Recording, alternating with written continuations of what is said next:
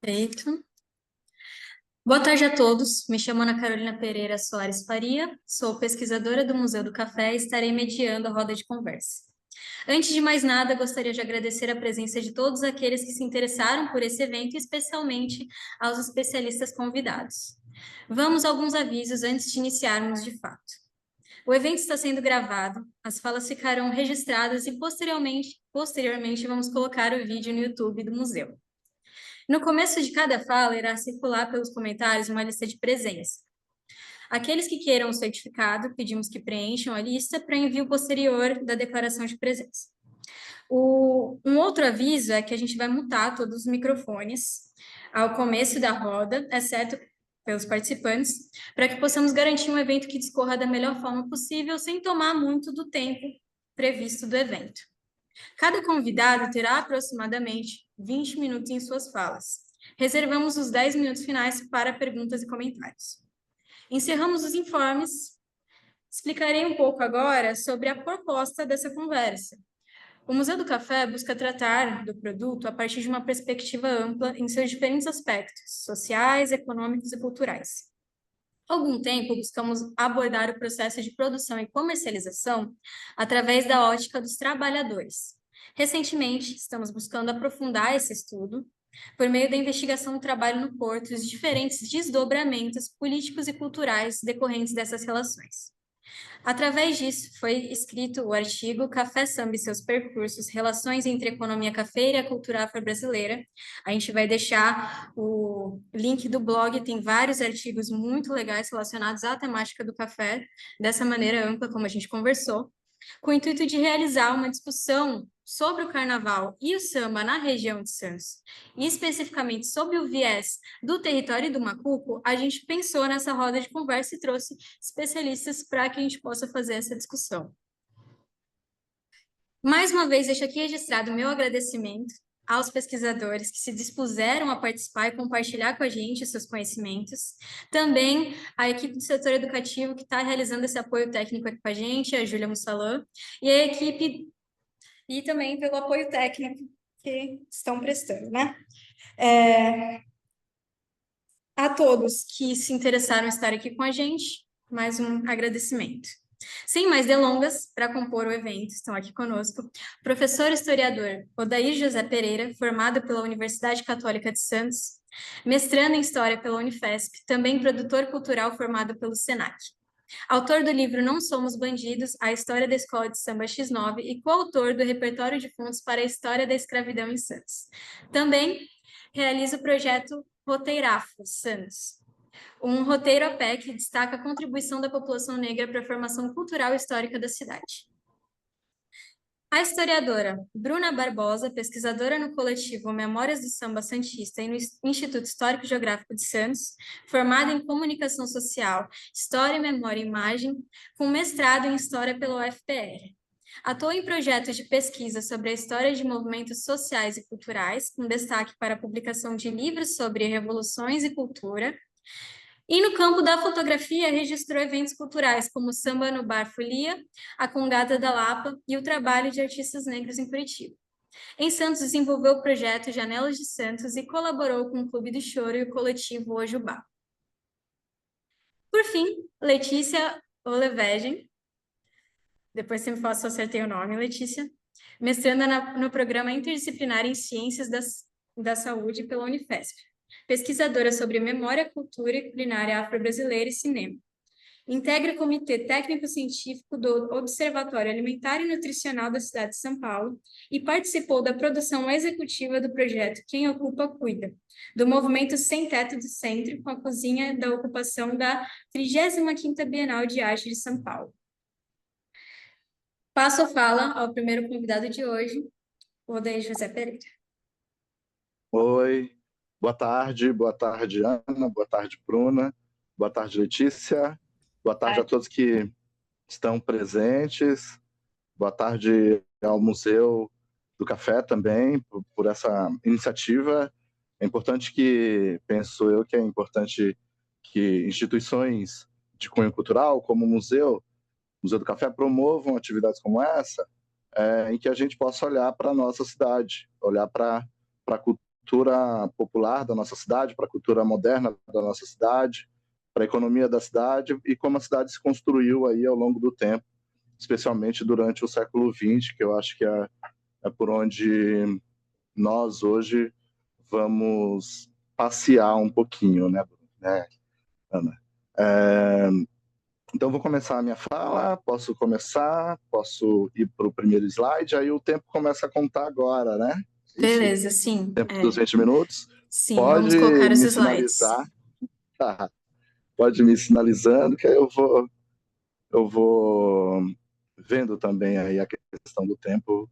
Deixa eu ver que horas são. Tá, tudo bem. São agora 5h10. Aí, quando quiser pôr, ok. Eu também vou pondo aqui para eu me guiando. E aí, conforme eu for pedindo, vocês fazem as mudanças, né? Pedindo. Sim. Só Tá. tá Tá um dando para ver pouquinho. direitinho? Eu consigo ver. Eu vou falando. Aí eu já vou falando um pouco sobre essa primeira imagem, pode ser? Essa primeira imagem, ela nos mostra um mapa sobre a dinâmica do tráfico negreiro. Então, para poder falar aqui sobre o samba, eu vou voltar um pouquinho atrás. E eu acho que minha fala também ela vai acabar sendo uma introdução para os demais, né? Já que eu pretendo trazer um pouco mais do passado. Sobre a questão, então, inicialmente falando aqui sobre a questão da dinâmica do tráfico de pessoas escravizadas, a gente olha essas linhas que marcam os principais portos de saída do continente africano para as Américas, né? E aí a gente sabe que ao longo do tempo, e aí estamos falando aí desde o século XVI ao século XIX, cerca de 12 milhões de pessoas vieram do continente africano traficadas para as Américas, principalmente para o Brasil. O Brasil é o lugar que mais recebe pessoas escravizadas, se não me engano, uma estimativa de 6 milhões de pessoas. Mas também essas pessoas vão para os Estados Unidos, para Cuba, México, Colômbia, enfim. E claro, como indivíduos, quando elas vão para lá, elas não vão só como força de trabalho. Essencialmente para os escravistas elas eram força de trabalho, mas elas eram pessoas sujeitos históricos com cultura e levam também essa cultura para esses lugares, né? E é por isso que a gente vê, Ana, muita similaridade do tipo de cultura musical produzida no Brasil, e aí eu estou falando dos vários ritmos musicais que se assemelham ao samba, os tambores de crioula, os maracatus, as músicas baianas, desde as músicas dos candomblés, das umbandas até ritmos mais modernos, contemporâneos, vamos dizer assim, como o axé. E aí, quando a gente faz essa relação com outros países do Caribe ou os próprios Estados Unidos, a gente vê similaridade, principalmente porque a música africana é uma música marcada pelo ritmo, é uma música marcada pela batida, né? Diferente da música europeia, que é uma música mais melódica e por instrumentos de corda, a música africana é uma música de tambor. Então, o tambor ele está presente no samba, mas está presente no funk moderno, no funk atual, no funk americano dos anos 70, no blues, no jazz, na conga, inclusive em ritmos que a gente pode não imaginar a presença negra, como o tango argentino, que tem uma influência negra, sim, porque, como a gente vê pelo mapa, existiu uma rota de tráfico escravo para a Argentina. Então, o tango é uma mescla de polca, de músicas espanholas e também de ritmos africanos. E o que marca essa presença é basicamente o tambor, né? Tambor que é também observado nas músicas iorubás, que é também observado nas músicas da região de Benguela, da região de Angola também, e várias dessas tradições acabam chegando aqui no Brasil e que vão dando origem ao samba. Então, uma outra característica que eu queria falar, até para a gente também relacionar com a questão do café, é que quando a gente olha essa música, ela tem também essa relação com a questão das plantations, né? Das grandes plantações. Então, nos Estados Unidos, a gente tem o blues, que é uma música das grandes plantações, que é uma música de lamento das grandes plantações, e que depois ganha essa roupagem moderna ali a partir dos anos 20, com as primeiras gravações. Eu entendo também, Ana, que o samba ele também possui essas características de música de plantations, né? Porque as grandes plantações, primeiro ali do Vale do Paraíba, nessa divisa entre São Paulo, Minas Gerais, essas diásporas que levam pessoas para o Rio de Janeiro, levam pessoas escravizadas para o Rio de Janeiro e depois pessoas livres para o Rio de Janeiro e para a região de São Paulo, capital, e a região aqui da Baixada Santista, são essas pessoas que acabam levando uma vertente do samba e que depois se transforma nesse samba moderno. Então, existe ali uma relação entre samba e as grandes plantações, primeiramente pelas grandes plantações, depois pelo dinheiro, pela modernidade que o dinheiro do café também vai levando para essas cidades. Vamos passar para o segundo? O segundo slide, ele tem uma relação com o primeiro. Eu sei que ele vai aparecer ali pequenininho para vocês, mas deixa eu passar aqui para mim também. Ele mostra a evolução do tráfico de pessoas escravizadas. E aí, por que é legal a gente, no sentido de observar os números, por que é importante a gente tentar estabelecer essa relação entre música africana e Brasil? Esse pontinho amarelo que vocês estão vendo aí, subindo mais, ele marca, ele denota a quantidade de pessoas escravizadas que vieram para o Brasil. Então, a gente observa que no século XVI, XVII, XVIII, existe ali uma certa paridade com os outros lugares, né? Com a América Espanhola, com a América Inglesa e posteriormente com os Estados Unidos. Há uma quantidade de pessoas traficadas ali similares. Mas como a gente sabe também, o Brasil é um dos últimos países, se não me engano, se não o último, a acabar com o tráfico de pessoas escravizadas. Esse tráfico, Ana, ele é muito acelerado no século XX, no século XIX, perdão. Enquanto a maioria das nações estão diminuindo, acabando, entendendo que o tráfico é um mal, a Inglaterra pressionando, enquanto a América Espanhola está acabando com o tráfico de pessoas escravizadas, enquanto os Estados Unidos também já não pratica mais, os navios ingleses também não. O Brasil ele continua numa escala muito ascendente. E no século XIX principalmente para abastecer as fazendas de café, porque existe uma relação muito próxima entre tráfico de pessoas escravizadas e a economia, né? Então, se no primeiro momento as pessoas vieram para a Bahia, é porque era para abastecer os engenhos de açúcar. Se foram para o Maranhão, era para abastecer a colheita do algodão, plantio. Se foram para Minas Gerais, era também para o trabalho de mineração. Então, todos esses lugares que até hoje são lugares de uma presença negra muito forte, Rio de Janeiro, que era o porto de entrada, existe uma relação próxima entre ciclos econômicos. E o último grande ciclo econômico do Brasil colonial e o Brasil imperial é o café. Aí, ao mesmo tempo que continua chegando uma quantidade muito grande de pessoas escravizadas dessa ocidental, a gente também observa uma chegada do que a gente chama história do tráfico interprovincial, porque o Maranhão, a Bahia, Minas Gerais, Pernambuco, nesses lugares a economia ela estava decadente. E aí o que restou para os senhores de escravos era vender os seus escravizados para os fazendeiros de São Paulo, que estavam ali numa ascendência com café. Por que eu estou também falando isso? Porque, obviamente, todas essas pessoas elas já tinham uma produção cultural negra muito forte nesses lugares. No Maranhão, o tambor de crioula, no Recife, em Pernambuco, os desfiles de maracatu, na Bahia, o samba de roda. Então, todos esses conjuntos de cultura foram, de alguma forma, eles desceram aqui para a região do Sudeste, para São Paulo, para o Rio de Janeiro, e que vão se amalgamando para formar esse samba. Então, o samba ele é uma espécie assim, de conjunto de heranças culturais de origem africana e que vão se juntando aí ao longo do tempo, especialmente no século XIX. Ok? Eu estou conseguindo ser claro, assim, nessa primeira parte?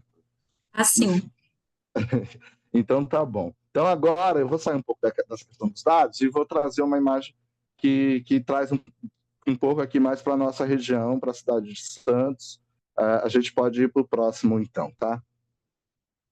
O primeiro documento, ele é do Slave Voyage, primeiro mapa, que é um grande site de registro sobre navios negreiros. Esse segundo documento, ele é da FGV sobre a população escrava também. Aqui é um recorte de um documento chamado Código de Posturas. Código de Posturas é um conjunto de leis municipais, porque são posturas municipais. Então, todos os municípios eles têm seu código próprio que acaba ditando como que é o dia a dia. Então, também é um importante documento para a gente entender porque se existe uma proibição é porque existe uma prática, né? Eu fui no site da Fundação Arquivo e Memória e peguei um código de posturas de 1847, ou seja, bem antes assim da gente ter o samba como uma música definida. Mas só que o que é interessante nesse código de posturas, né? Porque ele já proíbe o que ele chama aí de batuque. Então, batuque é uma designação genérica, né? Então, tipo, não é uma música definida, mas ele entende como uma música escrava. Existe uma relação entre o batuque e a música escrava e a música negra. O que ele diz, assim, né? Vou ler e vou explicando algumas coisas. Fica proibido o ajuntamento de escravos nas ruas com danças. Então, proibição dos escravos poderem confraternizar. Toques bárbaros. Ou seja, essa música de origem africana ela é sempre vista como alguma coisa atrasada, bárbara, para esse cara que não entendia. Ou vozerias, que seriam as vozes que são entonadas ali no meio da música. E para quem fizesse isso, olha lá a questão da pena. Para quem, de alguma forma, se juntasse para fazer um batuque ou para cantar essas músicas de origem africana, a repressão sempre foi muito grande, principalmente ali no século XIX. Essa pessoa poderia ser presa por 24 horas ou sofrer 25 açoites. E isso fica como um registro da violência da escravidão. Ou então uma multa. De cada um a escolha do Senhor.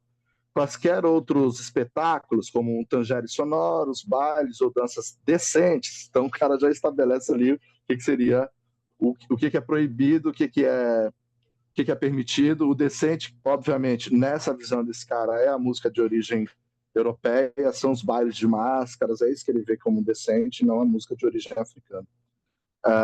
Isso é livre desde que com máscaras, né?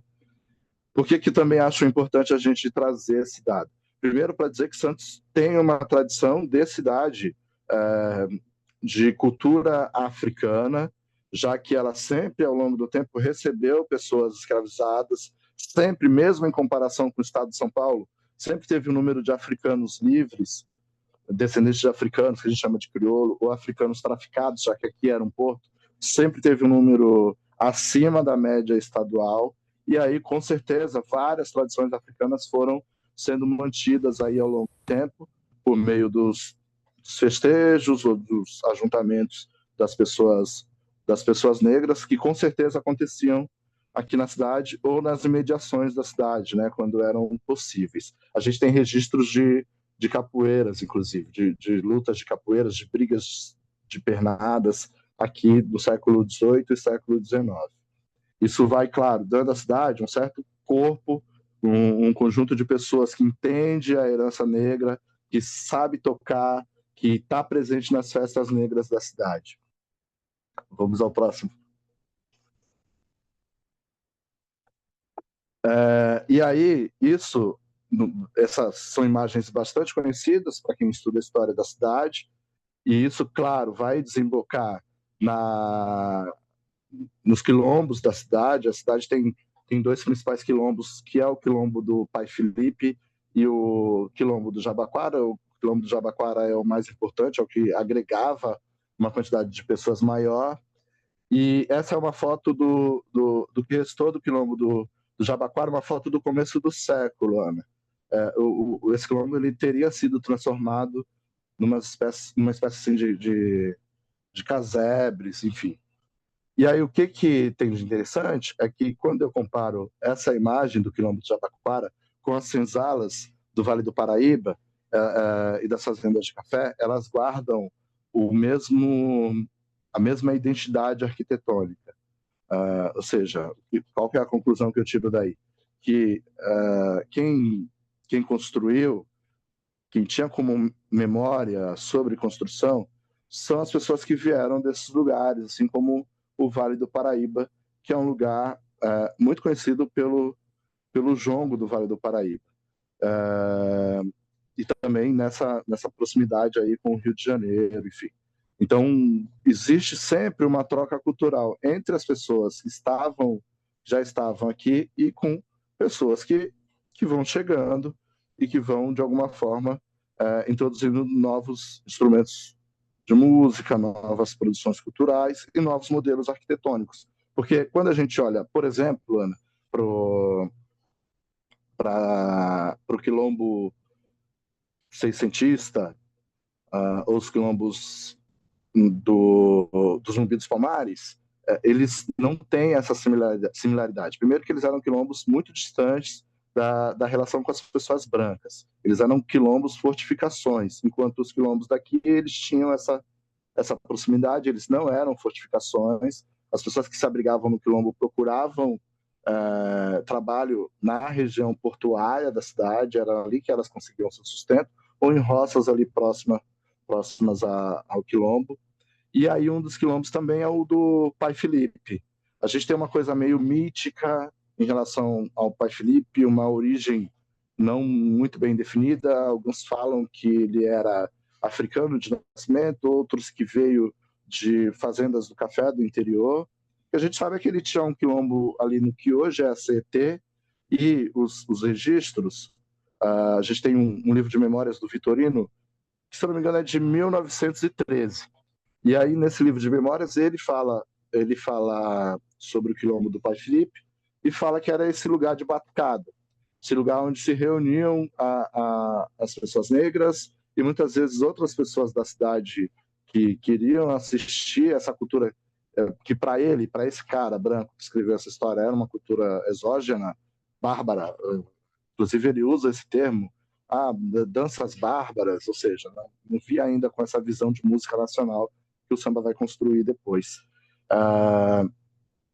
E aí, o Quilombo do Pai Felipe, ele é uma espécie de mito fundador do samba da Baixada Santista, que é sempre resgatado nas décadas posteriores, na década de 50, principalmente, como lugar de confraternização, lugar da gênese do samba santista e o lugar que fez com que, a partir dali, o samba santista ganhasse uma identidade própria. Eu acho que, claro, tem uma verdade nisso, mas também tem um pouco de mito fundador, porque o personagem do Pai Felipe é também uma espécie de que era muito comum na literatura do final do século XIX, desse homem negro com um certo toque de magia, um pouco mais velho, uma espécie do Cabana do Pai Tomás, sabe? Então eu acho que é preciso também fazer uma crítica ao Vitorino quando a gente dá uma lida no Pai Felipe, mas de qualquer forma é o mito fundador do samba de Santos. Vamos passar o próximo, que eu estou vendo que meu tempo já está correndo. E aí essa tradição carnavalesca, ela percorre todo o final do século XIX, ela entra no século XX. Século XIX tinha uma modalidade carnavalesca que eu falo um pouco no meu livro, no Não Somos Bandidos, a história da escola de 19. Eu acho que eu abro com essa história, que é o intrudo, que era visto, principalmente pelos cronistas ali da década de 50, como uma espécie de uma dança atrasada, e que não combinava com o carnaval. Mas o meu olhar é que o intrudo ele já era uma manifestação popular de carnaval de rua, se sobrepondo ao carnaval de salão, ao carnaval veneziano, ao carnaval dos bailes, né? Essa é uma outra imagem. A fantasia do índio era uma coisa muito. Eu vou usar o termo índio aqui porque, para não ser anacrônico usando o termo indígena, a fantasia do índio era uma coisa muito comum. E aí, quando a gente olha para esses indivíduos, a gente vê também a presença muito forte, Ana, de instrumentos de batuque, né? De tambores, ou seja, de toda essa herança carnavalesca e de musicalidade africana marcada pelo ritmo do tambor. Essa imagem, se eu não me engano, é da década de 20. Não posso agora te afirmar com toda a exatidão, mas é uma imagem ali da década de 20. E o índio ele é também uma figura presente no candomblé, nos diversos segmentos de religião de matriz africana, né? Como nesse sentido, né? Uma certa estereotipização do indígena. Aí, na próxima imagem, a gente pode passar para a próxima. Deixa eu só abrir aqui com o meu gatinho que ele está miando aqui. Na próxima imagem, aí você pode passar. Essa longa tradição carnavalesca da cidade, ela mostrava uma variedade muito grande nessa primeira metade do século XX. A gente tinha aqui o desfile de corso. Corso era uma espécie assim, de desfile de carro enfeitado, que vai ser uma matriz do desfile dos carros carnavalescos, né? Os grandes carros de desfile carnavalesco, de escola de samba, têm sua origem ali nos carros de corso, que eram enfeitados, as pessoas saíam pela rua, mas claro que o carro era assim como ainda é hoje, um objeto caro, né? Era uma espécie de desfile mais vinculado ali à elite. Mas a gente tinha um choro, a gente tinha um rancho, a gente tinha os carnavais de salão, e quando a gente olha todas essas figuras, o rancho, por exemplo, muito do que era do rancho, da questão do estandarte, o desfile a gente busca lá em África. A gente tem exemplos de desfiles regidos por música. Portugal também já tinha uma tradição de desfile por música, mas o rancho, a questão do porta-bandeira, a questão da batida, tudo isso são heranças do rancho que depois vão desembocar nas escolas de samba, que inclusive muitas delas nascem como rancho e depois se transformam em escolas de samba. A gente pode ir para o próximo. Também na próxima imagem, nós temos algumas imagens sobre esses desfiles carnavalescos de Santos em meados da década, meados do século XX, perdão. Esses desfiles, se eu não me engano, são de 54, 55, mais ou menos. A primeira imagem é ali no Gonzaga, a gente vê ali o Parque Balneário ao fundo, e eu acho que esse primeiro é os chineses do mercado. Então, essa questão da fantasia já estava presente, claro, há muito tempo, é uma tradição carnavalesca. Novamente, a gente vê um desfile de carro, aí aqui uma outra figura, uma pessoa negra vestida ali de baiana, que é também uma personagem presente até hoje. Tudo isso vai se congregando, e quando essas outras várias modalidades carnavalescas que existiam, o rancho, os blocos, os cordões, quando eles vão deixando de existir, todos esses elementos vão sendo incorporados aos poucos nas escolas de samba, né? E que depois, penso eu, na década de 70, 60, 70, a escola de samba ela passa por um processo de espetacularização, de mediatização, que alguns elementos populares também deixam de existir. Vamos ao próximo. Eu acho que o próximo já é o meu último. E aí também já indo o meu tempo dos... Ah, não, ainda tem esse aí. Queria também falar para isso aí, porque eu acho muito legal comentar sobre isso, porque isso também mostra essa modernidade do samba. Muitas músicas, Ana, que eram de origem negra, elas acabam não perdendo uma certa característica folclórica. Isso faz com que elas fiquem no passado. Vários estilos musicais do século XIX e desse começo do século XX. Então, a gente se pergunta por que o samba permaneceu? Por que o samba do rancho, por que dessas músicas de salão, das marchas carnavalescas, por que quando a gente vai em um lugar, apenas o samba é a música ainda contemporânea, apesar das grandes transformações? Porque, claro, ela estava inserida o samba conseguiu se inserir dentro de um contexto de modernidade. Para mim, isso é muito claro, né? A modernidade através do cinema, essa primeira imagem, a gente vê a Igreja do Rosário e ao lado o cinema. Nossa, me fugiu o nome agora. Mas a gente tinha um cinema ali na praça, ali no centro, a Praça Rui Barbosa. Eu sei que tem uma imagem do Rui Barbosa ali. E Santos também é uma cidade muito conhecida pelos cinemas. Em dado momento da década de 40, era a cidade que mais tinha cinemas por número de habitantes. O cinema chega aqui já na década de 10 e vai se propagando aos poucos. E o cinema brasileiro, ele é um cinema que foi sempre popular. Os primeiros filmes da década de 20, depois da década de 30, eles sempre mostraram, porque, obviamente, eles surgem na capital federal, Rio de Janeiro, que era a capital cultural, e que a música já era samba. Então, existiu sempre uma preocupação de mostrar essa cultura popular, porque o cinema também ele nasce como um instrumento moderno de cultura popular. O samba é reproduzido desde a década de 40, que faz com que as pessoas ouçam em Santos bastante samba produzido no Rio de Janeiro e se reconheçam também como produtores de samba. A imagem do lado é uma imagem de uma revista, da revista Flama, da década de 40, de 1944. Quis pegar o 44 porque é o ano da fundação da Escola de Samba X9. E aí é uma imagem no Salão dos Santos.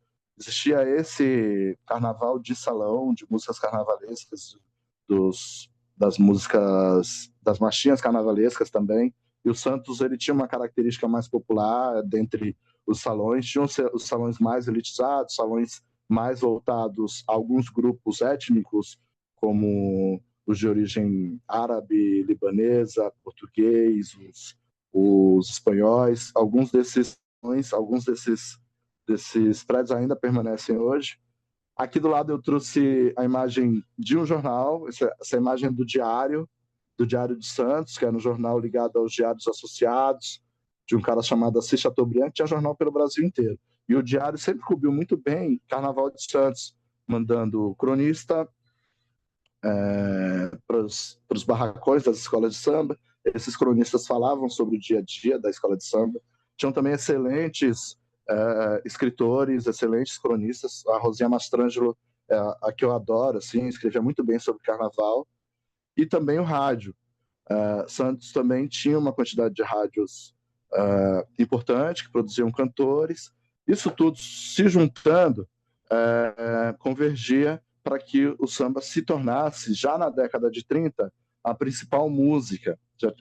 Ela não sofre essa resistência dentro da modernidade, na década de 30 e 40, esse primeiro samba assim, mais comercial. Ele não sofre talvez menos preconceito, não é visto mais como esse samba da barbárie, até porque tem o Getúlio Vargas, que o governo Getúlio pega para si o samba como música de identidade nacional, o que torna, num primeiro momento, o caminho do samba um pouco mais fácil. Vamos ao próximo, e agora eu acho que eu finalizo. Nessa próxima imagem, eu peguei aqui 3 imagens sobre a Escola de Samba X9, que é fundada em 44, porque eu acho que essas imagens elas acabam sintetizando toda essa herança, né? A escola de samba ela é como se fosse uma esponja que vai absorvendo toda essa tradição carnavalesca. Mesmo uma tradição de elite como o curso, mesmo uma tradição de elite como as fantasias mais bonitas, como as máscaras, mas principalmente as tradições populares do desfile, do batuque, da música da rua, do choro. Então, em algum momento, o samba ele rivaliza, as escolas de samba elas rivalizam com todas, rivalizam não, elas complementam todas essas outras modalidades aí durante a década de 30, 40, 50, mas em algum momento ela passa a ser predominante. As escolas, os desfiles da escola de samba, absorvendo tudo que foi ficando para trás, passa a ser o moderno e passa a ser o predominante em Santos e no resto do Brasil, né? Então, a imagem a gente vê isso. A questão da presença do batuque, dos carros, a gente vê também a presença da princesa, do príncipe, que quando a gente vai buscar lá atrás, nas festas de reisada, já estavam ali também presentes, e, e permanecem a partir das escolas de samba. Acho que é isso, né? Deu meu tempinho. Obrigada. Daí eu achei interessantíssimo que no começo você explicou, né, essa relação do café, do trabalho escravo, e dessas heranças que trouxeram, né? Isso me lembrou muito um trabalho da Lavínia Costa Raymond, que ela compara os mapas da Sociedade de Etnografia e Folclore com os que documentam o roteiro do café, e ela percebe essa sobreposição. Então, o quanto tudo isso influenciou mesmo, né? Eu achei muito legal, porque dá para entender muito de onde vem tudo isso. E É, como. Ai, desculpe. não, mas eu pensei agora no caso de um fazendeiro que tinha uma casa comercial de Santos aqui, né? Tem uma casa comercial de venda de café. E aí esse cara, ele tinha assim 250 escravizados, e quando foram ver o espólio dele, essas pessoas elas estavam espalhadas, né? Tanto nas fazendas de café quanto aqui no carregamento. E então essas pessoas elas circulavam. Lembrei também agora do romance do Júlio Ribeiro, A Carne, que também fala sobre uma pessoa que está ali produzindo café no interior, e aí de repente ele precisa vir aqui para Santos. Então era sempre circular, né? A cultura negra ela está ali nas fazendas de café, mas também estava aqui, de repente estava no Rio de Janeiro, herança maranhense, baiana, tá? Sempre tudo quanto era. Está sempre se adaptando, né? O quanto é sempre um sistema hegemônico que marginaliza, mas se adapta a essas culturas populares e resiste, persiste, né? Bem legal. É isso. Bom, vou passar sem delongas para a próxima convidada, Bruna Barbosa. Oi, boa tarde, gente. É, bom, eu vou falar um pouco. Eu fiquei meio em dúvida assim sobre como que falar assim. É, eu dentro tanto do Memórias quanto do simpósio, eu acabo sendo um pouco dadaísta no meu metodologia de pesquisa. Eu vou um pouco vendo que vai me instigando as questões que vão aparecendo e eu vou indo atrás e aí eu acabo gerando as publicações que vocês podem ver lá no Instagram. É, então eu decidi falar um pouco sobre isso, assim, né? As questões que eu tenho hoje, processos de pesquisa e como eu cheguei nessa, nessa pesquisa, né? Do samba do carnaval em Santos. Pode passar. Ah, essa é a roda do Memórias, né? Porque o Memórias ele surge como, na verdade, um show, uma apresentação que ia rolar no Sesc em 2022. E aí teve esse processo de pesquisa também, né, de letras e tudo mais. Eu ainda não participava. Quem fez esse trabalho. Ah, pode passar o slide. Quem. Ai, não, mas eu vou falar. Quem começou esse trabalho foi uma produtora cultural aqui de Santos, a Nani Boni, e o Mano Jota, que é um músico, e o Rubens Gordinho. Juntos eles começaram a fazer essa pesquisa da memória do samba santista para esse espetáculo. Nisso, eles começaram a conversar com o J. Muniz. Aí, se der para mudar de slide, tem a foto deles. A gente está com probleminhas técnicos, mudou aqui, Ah, mas tá não bom, mudou para tranquilo. vocês, desculpa. Eu vou falando e já mostro. Então, e aí eles foram conversar com o J. Muniz, que é acho que o principal memorialista, assim, da pessoa que ao longo da sua vida foi registrando o que ele foi vivendo no samba, né? Então ele publicou livros, principalmente, eu acho que com uma perspectiva de um X9ano, assim, que você mais encontra em colunas dele, nos livros tem, mas ele fala de todas, assim, né? De surgimento, de campeãs, enfim. E aí, conversando com o J. Muniz, ele começou a relatar do simpósio, desse desejo de com uma certa saudade, assim, aí, eles. Então, é o Jota, a Nani, o Rubens, e na ponta de chapéu o J. Muniz, né? Então, aí é quando eles fizeram o espetáculo do Sesc, né? Que começou Memórias.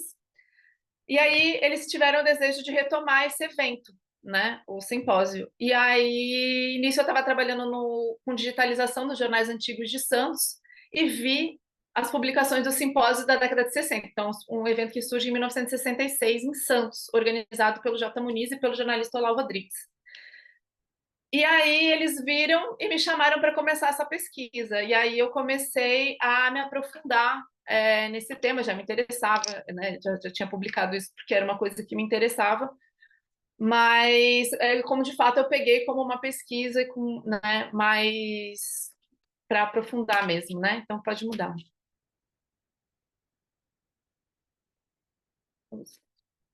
Não tem problema. Eu vou falando. Estamos com problemas, mas vão falando que a gente vai colocando. Desculpa, Tá, gente. sem problema. Então, eu fui vendo onde encontrar e o que eu poderia saber sobre esse evento. Então, muito o acervo do Muniz de fotografias, mas também nos jornais, outros jornais, né? Não só de São Paulo, mas do Rio de Janeiro, porque foi uma escola que veio muitas escolas, foi um evento que vieram muitas escolas do Rio de Janeiro, então uma das manchetes que vai ter na foto é. Ah, não, tá mais para frente. Então aí tem fotos, fotografias, o livro, desenhos. Então eu fui buscando as fontes sobre o evento para entender o que era esse simpósio do samba, qual o intuito de criar, né, esse esse evento naquele contexto de 66 e o sentido de se retomar na atualidade. Então é muito no que no campo da história a gente tem um conceito que é do uso do passado. É quando você pega simbologias, então, por exemplo, na Grécia colocava um ramo de louro no campeão. Então, se você retoma isso e hoje você ainda num campeão coloca um ramo de louro na cabeça. É esse uso do passado. O que você está reivindicando quando você pega uma questão do passado e transporta para o hoje, né? Que tipo de passado, que tipo até de projeto, assim, você está reivindicando. Então, quando você constrói, você fala, sei lá, da democracia grega, então você está reivindicando o quê? Toda uma simbologia ocidental. Então, essa questão do passado, assim, né? Então, eu fui meio que pensando isso. Qual é o sentido de você retomar um evento desse, né? Como que ele se apresenta hoje? E as diferenças, porque é um evento que naquele período tinha muita conexão entre as escolas de samba. O J. Muniz foi alguém que fez muito esse intercâmbio. E o próprio lugar dos arquivos era uma coisa que me instigava muito, assim, né? Que Santos, eu acho que ele tem um certo problema de memória, você tem que ir investigando muito nas frestas, às vezes, para você encontrar algumas informações e entender muita coisa, porque são arquivos que se perdem. Então, por exemplo, a memória do DOPS da ditadura não está em Santos, está no Arquivo Público de São Paulo. Tem coisa que está digitalizada, tem coisa que se perdeu, assim, porque também não se cuidou dessa memória. A Fundação Arquivo e Memória tem muita coisa, mas também é uma fundação relativamente nova, então eles estão ainda muito em processo de organização também. Eu trabalho no Instituto Histórico e Geográfico de Santos também, existe, acho que, várias questões de organização que a gente está tentando dar conta hoje. Então, essas questões eu fui encontrando para achar o samba em Santos, né, em várias formas, assim. Pode passar. Aí, eu já vou adiantando, né? Aí são os eventos, o simpósio. Então, ele acontece duas edições aqui em Santos na década de 60, em 69 ele vai para o Rio de Janeiro. Depois, na década de 60, 70, tem um em Campos, e em 80 tem um em São Paulo, que é o último, quinto. E em 2022 a gente retomou aqui em Santos o sexto simpósio do samba, e desde então a gente teve o sexto, sétimo, oitavo, esse ano a gente está indo para a nona edição, com esse intuito de tanto de valorizar os artistas do hoje, mas essa memória do samba. E eu acho que quando você faz isso dentro daquele conceito de usos do passado, é também pensar que Santos a gente tem hoje, que a gente quer, que a gente reivindique enquanto um projeto de cidade, um projeto de coletividade, enfim. Eu acho que essa retomada do simpósio tem muito isso, assim, né? De discutir temas de forma muito mais coletiva, assim, que às vezes eles ficam mais fechados, né? Pode passar. E aí aí é essa questão desse processo metodológico, assim, vamos dizer assim, dessa pesquisa, que foi de formular questões. Então, a questão dos arquivos, onde estão essas memórias, muita coisa você descobre conversando com as pessoas, você não vai ter em arquivos e tudo mais, então a gente na Unifesp está com o projeto hoje, o Saravá, e uma das ideias é essa de fazer colher esse depoimento oral, né, e colher essas vivências, principalmente das velhas guardas, né? Também como pensar as memórias do samba junto aos processos históricos da cidade de Santos, que eu acho que vou falar assim um pouco mais para frente, que é essa questão de uma narrativa oficial de Santos, né? Que você tem, talvez pensando assim, o café, né? O porto, aí você tem os trabalhadores que vêm para cá, e aí a economia da cidade, a cidade se expande. Mas onde estão esses sujeitos, né? A galera do samba acabou o quilombo, né? Você tem a abolição. Para onde foram essas pessoas? Onde elas vão trabalhar? Onde elas vão morar? Então, associar essas memórias do samba a esses processos da cidade também, né? E aí o que eu falei, né, de pensar essa Santos que a gente vive no cotidiano, onde você, pensando no seu cotidiano, as ruas que você anda, as praças que você passa, os eventos que você vai, onde que o samba está, onde você vê essas memórias assim de uma maneira mais direta e pública. Não que você vá atrás enquanto pesquisador, uma pessoa interessada, mas que de fato é uma questão que te encontra no dia a dia, né? Eu acho que é uma coisa que a gente pensa no simpósio assim também. Pode passar. E aí, dentro de todas essas questões, eu trouxe uma parte que até dialoga bastante com a fala do Odair, que é de 1903, é de quando eles vão fazer o saneamento. Então, se vocês podem ver, já tem a primeira parte da obra do Porto lá embaixo, né? Do cais do Porto, então sai aqueles trapiches, então já tem essa modelização que tem aquele boom do café que aumenta exponencialmente a exportação do café, né? Então você precisa ter uma estrutura que dê conta disso. E você tem, com isso, a cidade se expande, aquela questão dos processos históricos da cidade. A cidade precisa suportar o número de trabalhadores que vem para cá, o número de comerciantes que vem para cá, e nisso você precisa de mais serviços, você precisa do saneamento, porque vai ter muito mais esgoto, você precisa de lugares para comida, enfim, tudo que envolve um dia a dia de um ser humano normal, de qualquer ser humano, né? E então, aqui você tem a Vila Macuco e a Vila Matias, que são os bairros mais novos e são os bairros mais periféricos da época. Você não tinha ocupação para Barra, porque se você vê, você tem vários rios, e esses rios, que é uma outra memória que eu acho que é importante de ser retomada da cidade, assim, né? Eles, tipo, quando você jogava esgoto aqui, como é uma área muito alagada, você tinha o problema das epidemias. Então, era um problema para ser sanado. E as religiões mais periféricas era principalmente ali a Vila Macuco, né, que vocês estão vendo. E várias das pessoas que vêm para trabalhar no Porto, não só uma mão de obra negra, mas uma mão de obra que até o Odari falou, nordestina, né, que vem do Nordeste. Por exemplo, a Inês, ela é pernambucana, ela era afilhada da X9, né, quem não conhece a Inês, da Dona Santa, do Maracatu, o Elefante. Você tem o Mestre Sombra, que já vem bem mais para frente, mas ele é do Sergipe, ele já vem na década de 60, 40, acho. Então você tem também uma formação grande ali e multicultural. E eu acho que isso torna o Macuco um bairro, enquanto foco, muito rico de se perceber esse contexto aí da primeira metade do século. Pode passar.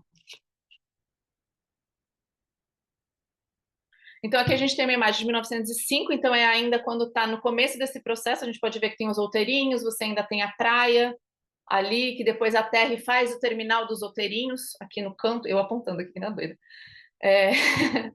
É, que vai fazer os outeirinhos ali, então vai fazer o Cais do Porto, e o Cais do Porto, ao longo das décadas, ele vai crescendo, né? Ele vai ocupando. Se você vai ouvindo as pessoas da velha guarda e tudo mais, eles vão contando como eles iam pescar nessas margens, né, de praia, assim, né, de encontro no mar. A alimentação era muito garantida por isso, e esse processo que o porto e o trabalho, né, que começa a ser uma prioridade, ele começa a mudar também esse cotidiano dessas pessoas. Pode passar. Então, aqui já é da década de 20, então você vê como em pouco tempo a cidade tem uma explosão demográfica e territorial, né? Principalmente depois dos canais, assim. Pode passar. Isso é da década de 20, então você vê 20 anos. E aqui em 32, a mesma perspectiva. Então, você já tem o Cais do Porto do Outeirinhos ali, e você tem o bairro do Macuco, né? Uma perspectiva ali, né, nessa direção, muito mais populoso, né? Em pouco tempo. Então, pensar... Pode passar.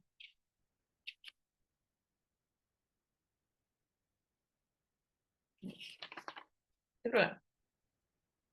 Então, aí, hoje eu acho que eu estou um pouco nessas questões, assim, de pensar quem são essas pessoas que vão ocupar, como que elas se formam. Aí é um pouco do que o Odair falou, da questão dos cinemas, e que o carnaval vai para ali também, né? Que é essa região do Brooklyn Santista, que é ali Campos Melo, Silva Jardim, que já é na década de 50, então você tem esse 40 e 50, né? Final do 40 e um período dos 50, então você tem aquele boom, aquela explosão. Você tem a criação das escolas de samba no final da década de 30 e começo de 40, então, enquanto isso é uma busca de uma construção, tem um pesquisador que eu gosto muito, que é o Vinícius Natal, e ele tem uma visão, uma pesquisa, que ele pensa assim, se nesse período, né, década de 20, 30, uma camada branca da população está buscando uma identidade, uma modernidade, né? Você tem a Semana de Arte Moderna e tudo mais, brasileira, existe uma modernidade negra que está buscando uma cidadania também, está buscando ali, né, a sua identidade. E a escola de samba é a principal expoente dessa modernidade negra, né, que tá ali naquele mesmo período ali, né, que está sendo construído, né, a partir da Semana de Arte Moderna. Então, aqui a gente já tem um carnaval, eu trouxe para mostrar um pouco depois daquele boom ali, daquela densidade demográfica toda, como que ali naquela região você tem o carnaval, as escolas de samba se consolidando ali. Você tem a primeira escola de samba é do Campo Grande, mas você vê que as que mais antigas que a gente tem hoje na cidade são do Macuco, né? Pode passar.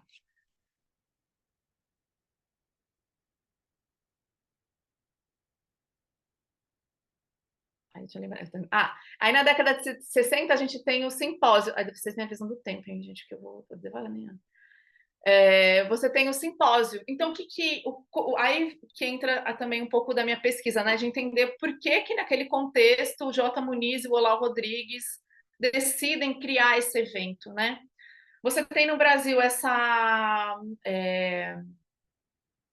principalmente por causa do Edson Carneiro, você tem essa questão dos estudos que ele chama, né, de folclore, dessa valorização daqui, né? E o J. Muniz é alguém que está ligado, ele está buscando muito o intercâmbio com o Rio de Janeiro, ele está buscando muito essas conexões, ele não está só olhando para cá, mas ele está procurando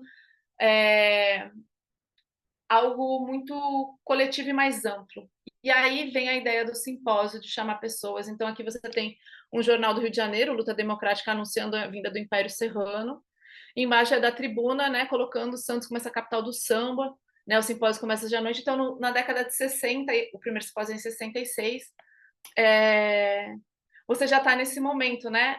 E o Olavo Rodrigues, ele era do Conselho Municipal de Turismo, você já tem o poder público olhando para o samba e produzindo um evento que foi no Hotel Atlântico, com coisas na praia, as escolas desfilaram na praia, Portela, Império Serrano. Então, já muda o olhar sobre o samba. Aí pode passar. Eu acho que é meu último também. Ah, não, esse aí já é da década de 70 que eu amo essa mensagem. Que também você ainda já está nesse crescimento. Santos era o maior carnaval do estado, né? Década de 60, 70, principalmente, você tem o carnaval como esse grande expoente, assim, né? Mas eu acho assim, não só de um olhar pode parar aí. De economia, mas é esse olhar de tipo cidadania mesmo, né? O samba ele foi se construindo por essa perspectiva. E aí as questões que hoje, né, eu encaro assim muito quem são os personagens dessa história. Então ver quem hoje está quem foram as figuras, né, que ajudaram a construir, compositores, músicos, a formação, onde eles trabalhavam, tudo isso, né, que eu acho que tem muito a ver com a proposta do museu hoje. Os lugares, né, estou falando muito do Macuco porque é o centro da questão hoje, assim, né, que a gente está trabalhando, mas não só. As letras do samba, porque eu acho que assim, estudando, né, você tem como por exemplo, o samba não podia tratar da religiosidade, era uma questão muito grande, né? E aí você tem as estratégias, né? E então você tem no toque da bateria, você tem em termos na questão da quando cita comida, quando cita personagens. Nisso você vai construindo uma memória também e uma identidade que por muito tempo foram negadas. Então perceber essas questões assim. O posicionamento do poder público, essa diferença, né? Quando criminaliza, quando investe, porque é uma questão que eu tento estudar hoje também.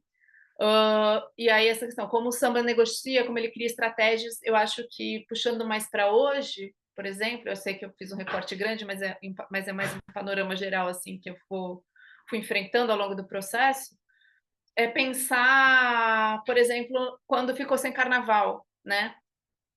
Como que as escolas de samba sobreviveram, como elas negociaram, como que retoma isso. E isso acontece o tempo todo. Você está o samba, os músicos, a religiosidade, ela está negociando o tempo todo. Então, buscar essas estratégias, né? E aí eu coloquei só um pouco do que eu vou buscando como metodologia, assim, que é do Ginsburg, o paradigma indiciário, que é ir buscando esses detalhes, né? Essas palavras no samba, o toque, coluna de fofoca, que eu estava lendo outro dia, mas tem detalhes que às vezes não são fontes óbvias, mas que você encontra muita informação ali sobre essas estratégias e negociações, assim, né? Eu acho que é isso, espero não ter sido muito confusa, mas um pouco o processo que eu fui seguindo principalmente tendo o simpósio, né, como um ponto central, assim, de entender. De maneira alguma você foi confusa, foi maravilhoso. E eu achei muito, muito incrível que você trouxe esse processo de pesquisa, né? As questões que se formulam. Porque a partir disso a gente consegue entender, quem está assistindo aqui a roda também, como é que se constrói através dessas memórias, né? Através dessa musicalidade, através dessas heranças, um pouco mais, e como é que a gente consegue tirar questões tão importantes disso, né? Como a urbanização da cidade, os fluxos migratórios, as questões de trabalho, tudo isso permeia essa musicalidade, essas heranças. A gente consegue tirar muita coisa disso, né? Mas eu não vou me estender também, vou passar a palavra para a Letícia. Vamos colocar a apresentação da Letícia aqui.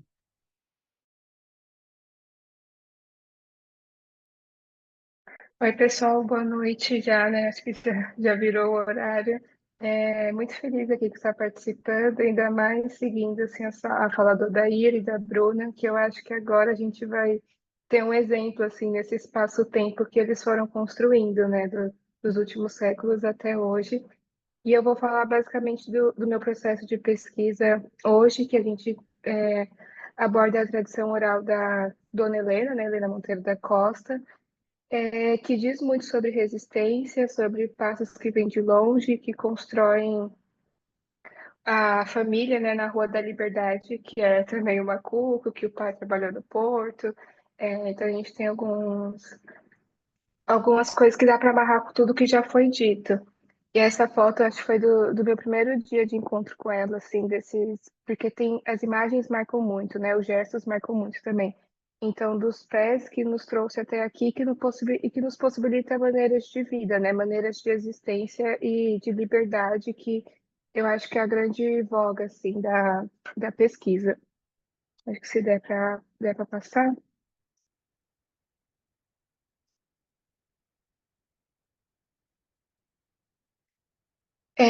Aqui, né, fala basicamente onde começa, né, qual que é esse ponto de partida da pesquisa, que é a Rua da Liberdade, que já foi a Avenida da Liberdade, que é em roga da antecipação à Lei Áurea, que fica no Macuco.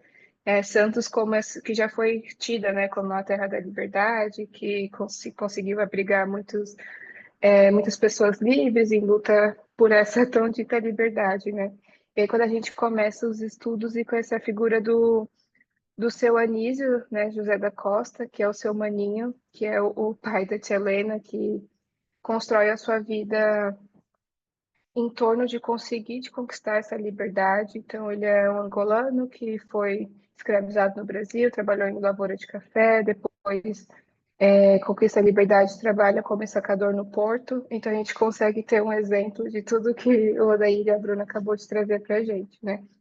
E aí ele se torna viúvo e com 90 anos ele conhece a Dona Brasília, que ele constitui a família que essa família que eu estudo mais proximamente hoje, né? Que é a família da Dona Helena, que já teve como nome, né? Que teve até isso, mais um tipo de apagamento, né? De você trocar o nome que é tido como pagão para um nome legítimo, né?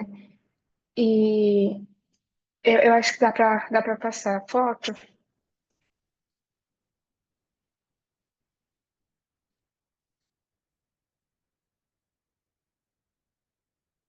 Que eu acho que na próxima foto dá para ver registro, né, de jornais falando da notícia do falecimento dele, que um homem que trabalhou até os 108 anos de idade carregando sacas de café, a gente tem até a imagem do lado, assim, com um sorriso presente, completamente humano, né, é a foto ao lado com a sua família, aí tem a tia Helena na foto, a Esmeralda, a Inês, na época ela tinha ali 15, 16 anos de idade. E aí, nisso são os desdobramentos da pesquisa, né, que a gente vai pensar esse processo, essa metodologia para conseguir ter arcabouço de memória, né, de valorização dessa memória e salvaguarda dessa memória.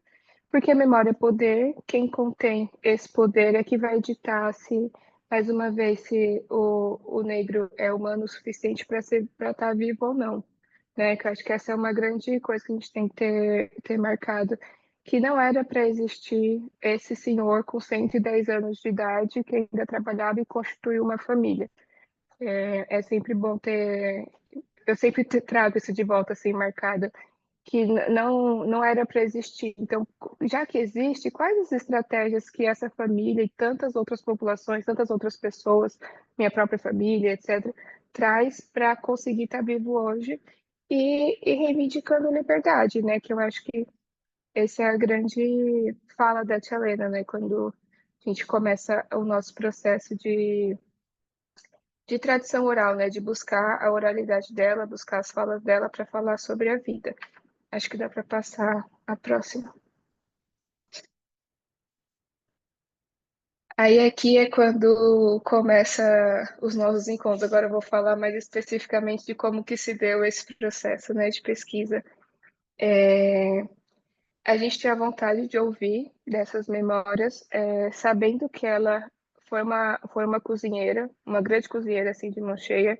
A gente sabe dos imbricamentos de gênero e trabalho e raça, né? Então essa cozinheira aqui trabalhou até os 80 anos em casa de família, cozinhando muita comida italiana. Só que na hora que a gente ia conversar, a gente ia falar das memórias da comida que ela tinha em casa, né? Então, da infância dela, do que a mãe dela cozinhava, do que eles tinham naquele quintal, as influências também do pai dela e tudo mais. Então, a gente se encontrou assim durante muitos tempos, até hoje, para falar de comida. Então, a gente levava, acho que dá para passar para o próximo, que é quando a gente usa como método, como abreviação de atos de memória, a comida. Então, a gente ia com um prato ali para tomar café da manhã, comidas que a gente entende como afrodiaspórica, né? Então, vai ter banana da terra, cuscuz, fubá, carne seca, para conseguir, através da comida, falar sobre a vida e a vida dessa família, a ciência da vida, né, que as tradições de matriz africana vai trazer. Então, a gente entrou pela cozinha, como já se fala, assim, né? A conversa sempre esteve na cozinha, a gente entrou pela cozinha para falar sobre todas as outras perspectivas de vida. Então, a gente conseguiu, assim, com ela ter as lembranças da infância dela, né? De como que se cozinhava, de que pegava peixe na vala, camarão na vala, que eles chamavam de vala, que a gente conhece hoje como canal, né? E aí pendurava e secava esses peixes no varal para poder comer depois, que cozinhava, usava as latas, o fogão a lenha, que era muito comum eles terem assim, muitos irmãos, né? E ganhar o porquinho para ir engordando durante o ano. Aí quando chegava a época do Natal, o porquinho ou a galinha, né? Ninguém queria que matasse o seu próprio porquinho, então o pessoal saía correndo, protegendo os seus animais. E e o tanto e a riqueza também que tinha nesses quintais, né? Hoje, a Rua ali da Liberdade tem um monte de prédio, um monte de casa, mas a tia Helena fala, né? Que eram grandes chácaras, assim, então tinha muito espaço. Ela conseguia plantar café dentro da própria casa dela, arroz, mandioca, milho, muitos tipos de banana. E aí isso fazia a forma da alimentação daquela população, né? E poucas coisas eram compradas, muitas coisas eram em troca ou você tinha no seu próprio quintal. E aí são os nossos cafés da manhã, assim, que foram inúmeros, e até hoje a gente volta lá para a gente, porque é isso, eu acho que na hora que a gente consegue estabelecer esse vínculo através da comida, a conversa muda, assim, a gente usava só como desculpa para falar de comida, a gente falava de tudo, assim, sobre o campo de futebol que tinha ali na Rua da Liberdade, que é em frente, né, que hoje é um prédio, que o Pelé já tinha ido jogar lá, que ela ia para as torcidas no estádio do Santos e dava briga e todo mundo saía correndo, do rancho que passava na Afonso Pena, é o rancho carnavalesco, né, assim. Então, a gente tinha a comida ali como só um gatilho, um indutor de memória para conseguir ir resgatando, aí falar das irmãs que tinham muito um envolvimento maior com o samba, que ela gostava de cantar também, mas assistia menos, e como a gente ia resgatando nesse movimento espiralar, né? Acho que a gente tem isso muito dentro da oralidade, esse movimento espiralar de que o tempo não é linear, né? Então a gente consegue ficar indo e voltando, e abreviando esses hiatos de memória, uma vez que a população negra em Santos e no Brasil, de uma maneira geral, sofre apagamentos e epistemicídios constantes, né? Aí eu acho que dá para passar para a próxima, que aí quando a gente entende que essa vida é uma vida tão extraordinária, uma senhora de 100 anos que não quer ficar parada dentro de casa, ela fala, eu gosto de andar, eu vou levantar cedo e vou sair andando na rua. Aí tem vários episódios assim que ela anda e cansa, né, gente? 99 anos, 100 anos. Então ela senta no ponto de ônibus e as pessoas acham que aconteceu alguma coisa. Aí ela, não, eu só estou descansando, eu vim andar. E aí a gente, assim, queremos andar com a tia Lena pela cidade e a gente vai ter como desculpa gravar um filme, assim. Então a gente ficou passeando, fazendo as atividades dela, né? Que ela tem lá a sua lista de atividades de canto coral, alongamento sentado, os passeios na praça e a vontade também de praia, né?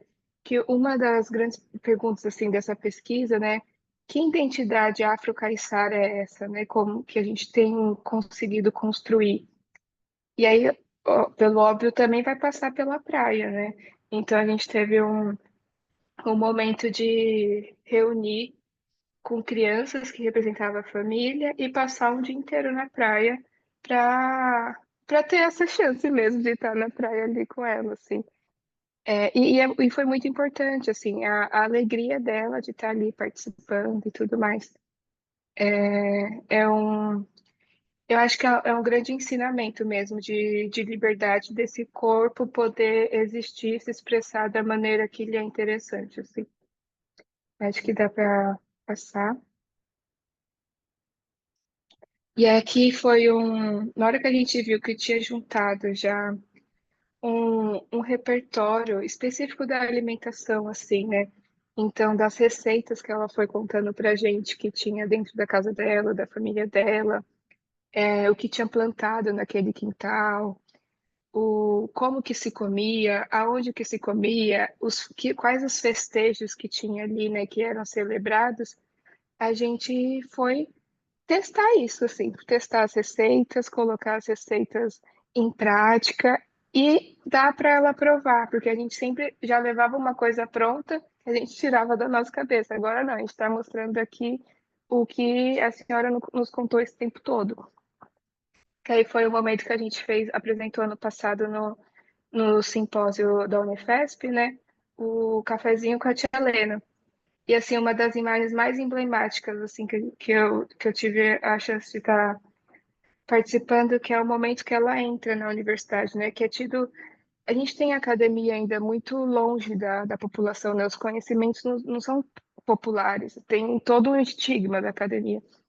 E ela entra completamente reverenciada ali para falar das memórias dela. E esse foi um dia que a gente também conseguiu ocupar esse laboratório de dietética da Unifesp para cozinhar essas comidas de culinária afro-brasileira, né? E a gente preparou lá uma série de pratos, não sei o quê, para todo mundo comer junto e conversar. E aí a tia Leni ia provando e falava assim, não, isso aqui não tem nada a ver com o que eu contei para vocês. E aí começava a contar o que realmente estava, o que que era aquele prato que ela nos contou, assim. Então é quando a gente tenta aproximar tudo que a gente ouviu ali de um campo prático e que isso constitui uma identidade da alimentação e da cultura afro-caiçara como um todo.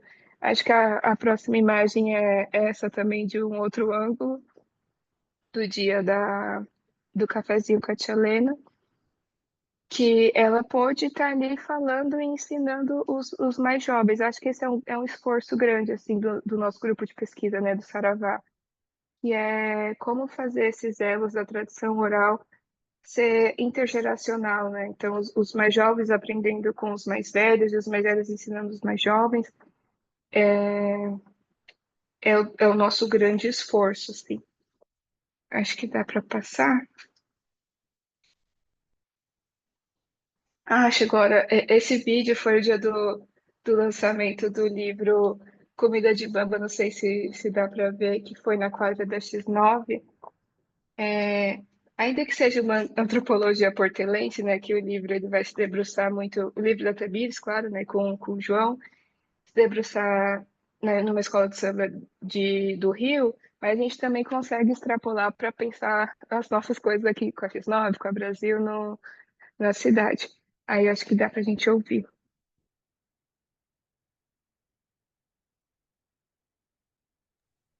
Calma aí, gente, um minutinho.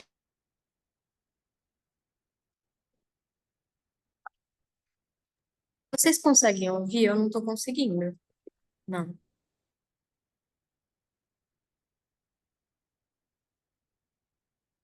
Dinheiro, Araí, nosso brasileiro, arrasa Candaraí, morena, arrasa Candaraí, morena, arrasa sandália do terreiro, porque a sandália custou meu dinheiro.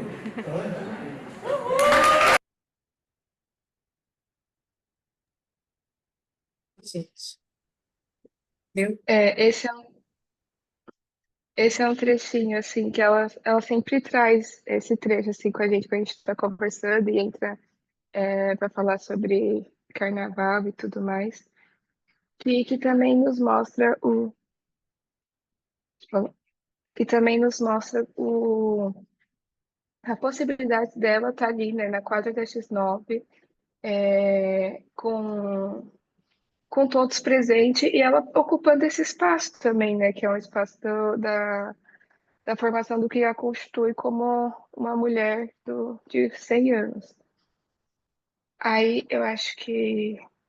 Ah, uma coisa que eu esqueci de falar aqui, muito recentemente, a partir da mobilização pública, a gente conseguiu reivindicar a troca da placa do nome de aqui perto no centro mesmo, né, de um escravocrata para o nome do seu Anísio, né, do seu Maninho. E, e a gente vai ter no próximo dia 12, eu não sei se eu estou tomando aqui a liberdade para fazer um convite, no próximo dia 12, que vai ter a inauguração dessa placa.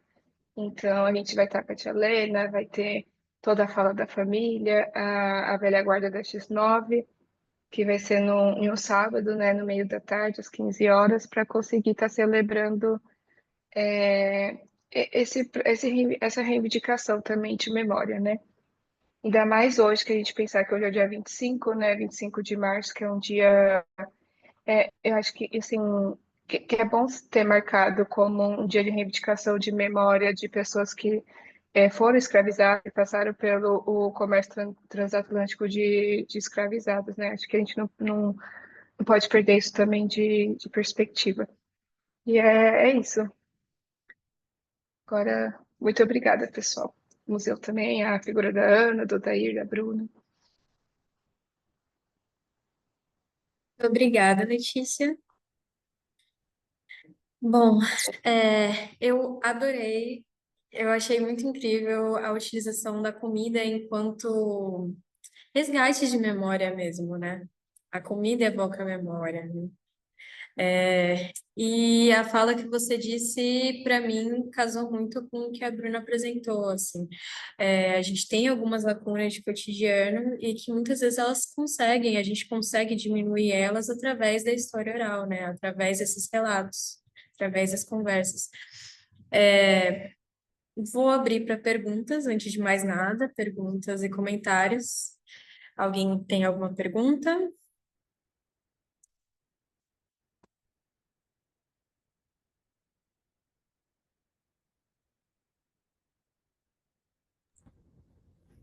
Oi, acho que eu tenho uma pergunta aqui. Eu queria fazer uma pergunta pro Odair. Eu ia mandar pelo chat, mas eu vou acabar falando aqui pelo vídeo. Acho que é mais rápido e mais fácil de falar. Queria saber, não sei o quanto que é provocativa essa pergunta, mas eu queria saber se dá para a gente fazer uma aproximação do Quilombo do Pai Felipe com a X9 mesmo, né? Por ser a pioneira, a gente conseguir fazer essa aproximação, entender o Quilombo do Pai Felipe como o início da X9, assim, fazer uma ligação com isso, ou se é uma coisa fora da realidade, tanto quanto seria o Quilombo do Saracura, né? Do Bexiga, Sinal Vai-Vai, que é uma tradição também. Queria saber se dá para fazer essa analogia, dá para fazer essa aproximação, ou se é uma coisa que estaria fora de contexto, assim. E queria agradecer aos participantes, acho que muito legal, agradecer aí essa roda de conversa, foi muito boa, muito produtiva, e agradecer a participação de todo mundo. Valeu. Vamos lá, posso tentar responder? Ok. Rodrigo, quando eu fiz o meu TCC, que depois se desdobra em livro, eu tento um pouco fazer essa aproximação, porque eu entendo que há uma aproximação. Mas como era um trabalho com esquadrinhamento mais ali delimitado, a minha área de pesquisa era mais ali década de 40, então eu não dou uma olhada em jornais anteriores para tentar estabelecer uma linha temporal. Mas, assim, o que eu proponho é que existe essa relação, claro. Primeiro, porque a gente está falando de um período histórico muito curto. Porque, por exemplo, as primeiras escolas, como como a Bruna já falou, elas surgem aqui na década de 30. A X9 surge em 44, com uma característica assim, muito ainda de rancho carnavalesco. E aí, do quilombo do Pai Felipe, final aí da década de 1880, as primeiras escolas, 60 anos. Então, historicamente, é um período muito curto. No meio disso, a gente tem as tradições das pernadas do Monte Serra, a gente tem esses ranchos, a gente tem os batuques de índio que eu mostrei ali no começo. Então, particularmente, eu acho que tem uma linha de tempo histórica que liga o quilombo do Pai Felipe a essas primeiras escolas. E uma das coisas que eu cito também, para dizer que essa é uma verdade, é que quando as escolas surgem aqui, elas surgem com uma certa originalidade, que não era vista nas escolas de samba de São Paulo. Elas tinham um batuque diferente das escolas de samba de São Paulo. Então, se a gente for cavucar, se a gente for nos paradigmas indiciários também, como mencionou a Bruna, a gente consegue sim estabelecer essas relações. Uma coisa que acontece muito nos jornais da década de 40, uma coisa que eu percebo também muito no escrito do J. Muniz, assim, que é a nossa grande referência, é essa coisa do reduto. Então, quando eles vão resgatar o macuco, quando eles vão falar do macuco na década de 40 e 50, é sempre o reduto do samba, o macuco como um reduto dessa música negra. E o termo reduto era muito usado nesse período para designar também os quilombos, né? O reduto dos escravos, o reduto do Pai Felipe. Então, são coisas que vão mostrando que existe sim uma relação. Se a gente for atrás, a gente acha assim. Mas uma outra percepção que eu tenho sobre os trabalhos da área de história da cidade de Santos é que eles estão muito concentrados, Rodrigo, nesse final do século XIX. E aí os trabalhos sobre a população negra estão concentrados ali na questão dos quilombos e do processo de abolição da escravidão. Já os trabalhos sobre a cidade, eles estão também muito concentrados na questão dessas grandes epidemias. E como o Estado avançou dentro assim, de um processo civilizatório, em moradias, nos costumes, para dar uma outra cara para a cidade. E esses processos eles acontecem no final dos anos 80, de 1880, 1990 e o começo do século. Então, eu acho que ainda tem muita coisa para ser falada dos anos 10, dos anos 20 e dos anos 30. E aí, quando a gente tiver um corpo maior de dissertações, teses, trabalhos de TCC, a gente vai estabelecendo essa relação. Acho que é isso.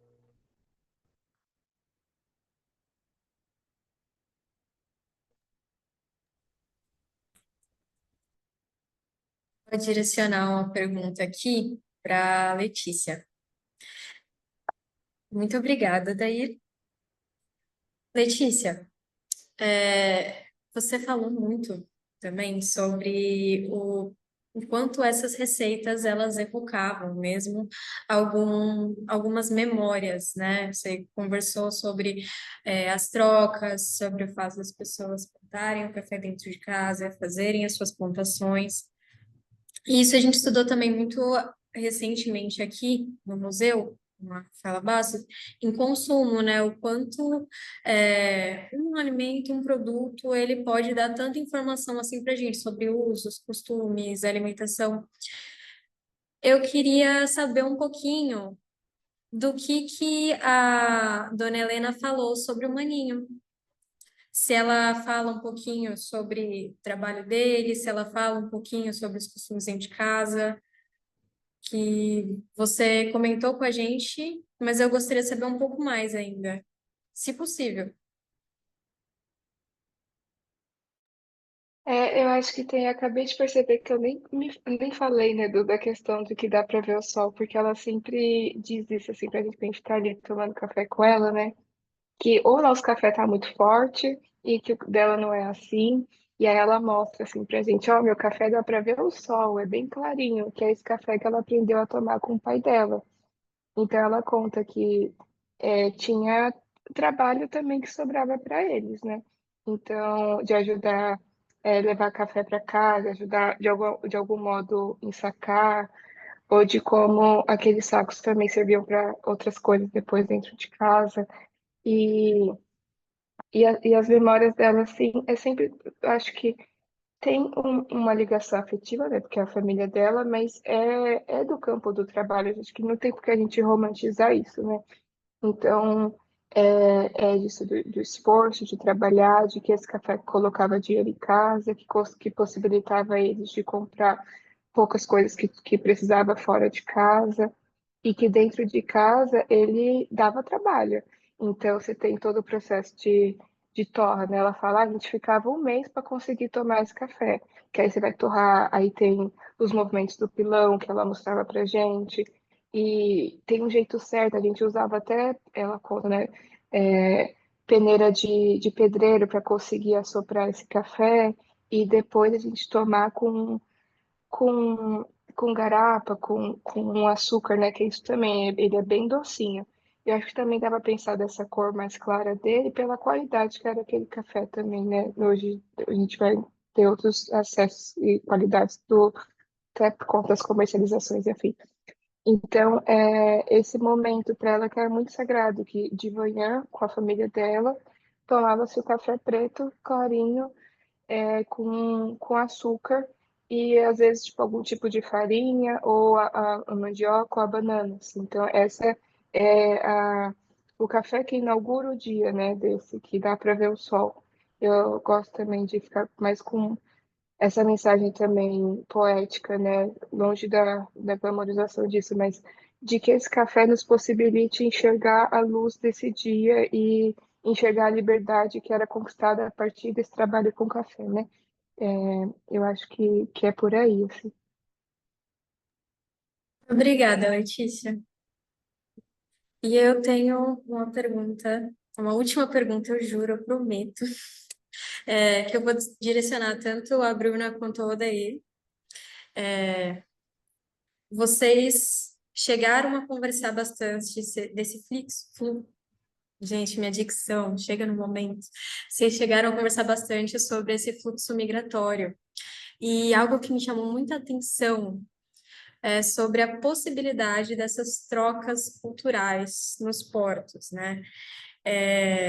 Eu sei muito dessas trocas culturais aconteceram através das mídias, né? Através do rádio, através das crônicas, mas vocês encontraram alguma coisa relacionada a trocas culturais nesses trabalhos portuários?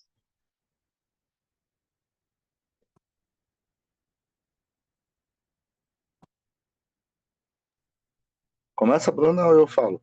Pode falar, depois eu falo. Não, assim, eu não lembro de ter feito uma pesquisa específica para tentar identificar essa troca cultural a partir do Porto. O que eu posso falar, assim, com base em algumas leituras, e aí posso citar aqui o Atanes, que é também um jornalista mestre em história que é da nossa região, fala muito sobre Porto.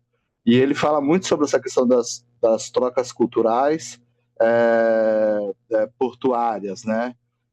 Também posso citar aqui um livro de um historiador chamado Eric Hobsbawm, que é a história social do jazz.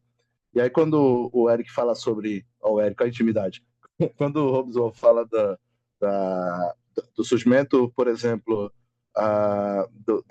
de New Orleans, né, das músicas de New Orleans nos Estados Unidos, ele também comenta sobre como a música, o jazz de New Orleans, ele é influenciado por todas essas músicas que tem ali no Caribe, porque existiu uma troca comercial muito próxima, né, entre Cuba, México e as Ilhas Caribenhas. E é isso que vai dar origem ao jazz, com a introdução de alguns instrumentos que até então a música americana não conhecia.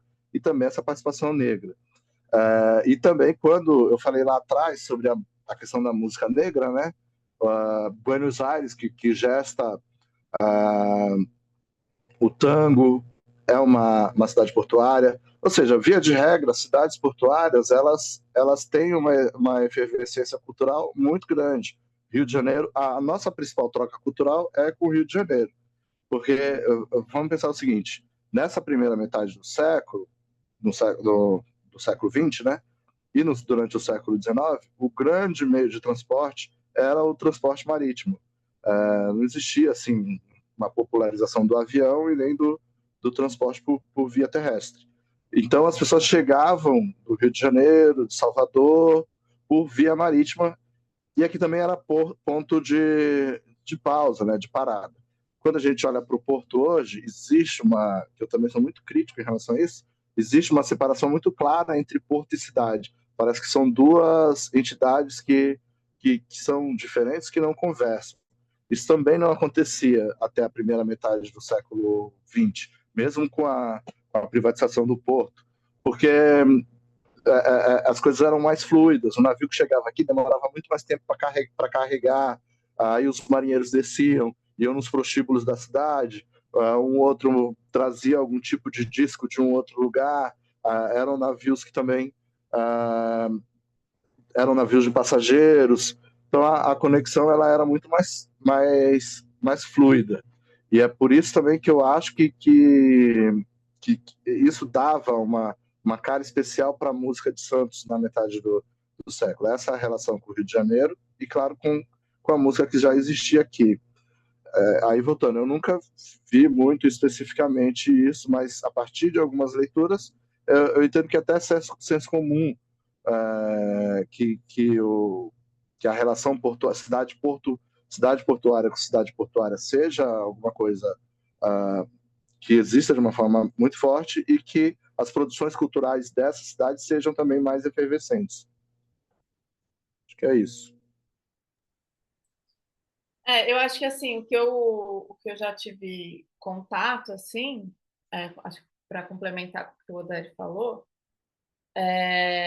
foi muito conversando, assim, né, com pessoas, essa parte da história oral, assim, por exemplo, conversando com o Rubens, ele falou muito do candomblé aqui, e que isso vai gerando uma influência no próprio toque de Santos, né, das baterias, porque o candomblé, os tambores, né, o ukulele e tal, da Umbanda, também se equivalem aos bumbos, aos surdos, né, das baterias, esses toques, e isso também eu acho que é uma coisa que vem muito dessa questão diaspórica, né, que vem e isso vai influenciando. O Maurão também é um que ele vai falar sobre como. Eu não sei se estou fugindo da pergunta, que eu me dou daí foi me lembrando isso. Aí, conversando com o Maurão, ele fala, ele também é da Estivo, o Rubens também é da Estivo, então eles falam muito disso também, né? Dessa conexão das pessoas que trabalham no Porto com esse comércio que acontece ali. E o Maurão, ele tem um relato muito legal, que é ele era filho de estivador também, e que ele falava que quando ele era mais novo, só filho de estivador usava jeans, por causa dessas trocas que tinha nos navios, assim, né? E ouvindo também relatos, muita gente fala dessa questão de uma cidade que cheirava a café, porque todo o processo antes era aqui, né? Tipo, a torra do café, a separação do café. Então, é uma cidade que ela fica muito voltada para isso, assim, né? E eu acho que muita gente vem trabalhar e muita gente daqui também trabalhando, enfim. E o Porto gera muito essa troca, assim, essa conexão. Então, eu acho que o que o Odair falou, assim. Aí eu acho que também, assim, que eu concordo 100% com você, Odair, quando você falou que tem muito a ser pesquisado, assim. Acho que é por isso que às vezes eu fico muito ampla, porque, assim, são questões que vão surgindo e que você, principalmente no começo do século, essa questão desse porto, é uma questão que eu tenho, assim, enquanto ele ser um porto que está aqui, ele é uma cidade que tem um porto. Eu acho que tem um momento que isso muda, principalmente talvez nesse processo do café, não sei, aí é uma questão que está surgindo. Quando ele passa, deixa de ser processado, que ele só passa por aqui, né? E vai ser comercializado, ele não fica aqui, é processado, queimado, sacado, tudo aqui. É um porto que acaba tendo uma cidade. Então, aí eu acho que entra essa divisão, né? Entre as duas coisas. E acho que isso também talvez mude um pouco dessas relações, mas não tanto, porque eu acho que é isso, o Porto ele gera muita conexão, tem muita essa influência daí das cidades portuárias que se conectam, né? E eu acho que é isso. Eu Obrigada, Bruna. posso só falar uma última coisinha também? Eu Claro, com pensando, certeza. lá na minha apresentação, eu falei, eu falei sobre esse tráfico escravo tardio, né? Hoje eu faço um trabalho, hoje eu faço uma pesquisa com base nos atestados de óbito de pessoas escravizadas de Santos. E também uma das coisas que acontece com Santos, nesse tráfico tardio, é essa chegada de africanos, quando mesmo o restante do Brasil já não recebia muita gente, e Santos, como uma cidade portuária, que muitas vezes ela recebia um tráfico ilegal, porque, vamos lembrar, o tráfico ele era legal até um determinado momento ali, até 1851. Mas mesmo depois disso, Santos ainda continuou recebendo gente pelo porto, né? E aí os documentos mostram que eram pessoas de Benguela, de áreas iorubás, ou seja, a história de Santos é uma história de migração, de chegada de pessoas. Isso século XIX, século XX, até hoje, né? Uma cidade que recebe muita gente aí através do porto. Obrigada, Daí. Pessoal, mais uma vez, eu gostaria de agradecer imensamente a participação dos especialistas convidados aqui na roda de conversa, a Odair, a Bruna, a Letícia. Gostaria de agradecer também a equipe técnica, tanto o setor educativo com a Júlia, quanto o setor da equipe de pesquisa com o Pietro, e a todos vocês que se interessaram, estão participando. Esperamos realizar mais inúmeras conversas, porque essa foi enriquecedora, com certeza manteremos contato, e muito obrigada a todos, viu? Eu vou parar a gravação, pode parar?